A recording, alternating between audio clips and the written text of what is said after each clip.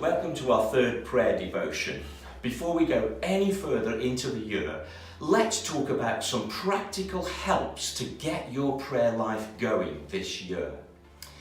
Prayer is one of those things that doesn't come over naturally. You have to build it up over time.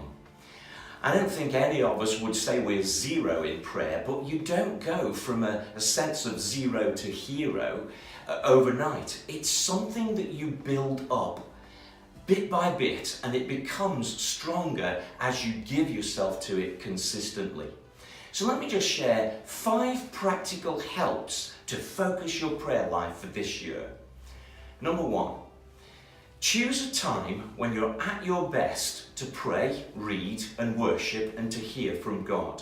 What's your best time? Now during the week it may be a certain time, and at the weekends it may be a different time. But whenever you pray, choose your best time that you feel you're most alert to stay in tune with God. Number 2, remove all distractions.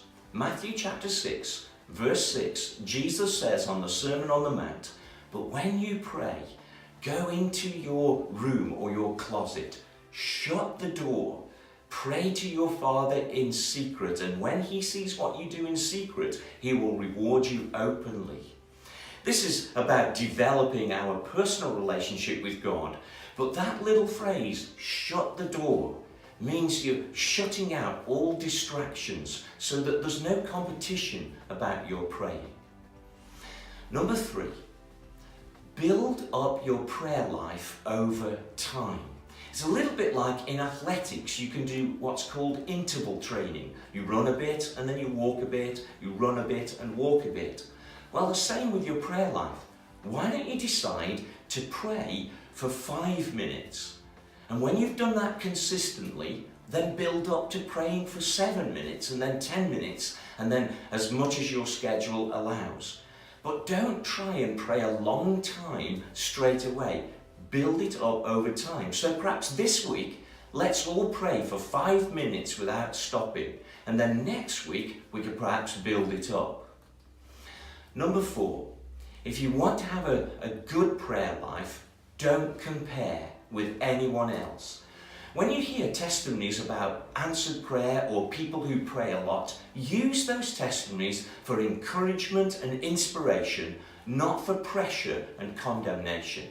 Don't compare your prayer life with anyone else, but the best thing to do is to develop your own prayer life so that you have your own relationship with God. Don't compare.